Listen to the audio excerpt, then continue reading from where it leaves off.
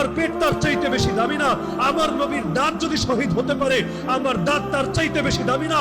আমার নবীর গালে যদি চড় মারা হতে পারে, আমার গাল তার চাইতে বেশি দামি না। আমার নবীর চেহারায় যদি থুতু মারা হতে পারে, আল্লাহর কসম আমার চেহারা তার চাইতে বেশি দামি না। আল্লাহর নবীর চাচাকে যদি 70 টুকরা করে তার কলিজা চিবিয়ে খাওয়া হতে পারে, আল্লাহর কসম আমার বাপ চাচা তার চাইতে বেশি দামি না। আরে আল্লাহর দ্বীনের জন্য যদি আল্লাহর নবীকে কাবা ছাড়তে হয়, মক্কা ছাড়তে হয়, পবিত্র ঘর ছাড়তে হয়, আমার ঘর, আমার এলাকা, আমার দেশ তার চাইতে বেশি দামি না। আমার মসজিদ, আমার মাদ্রাসা, আমার খানকা তার চাইতে বেশি না।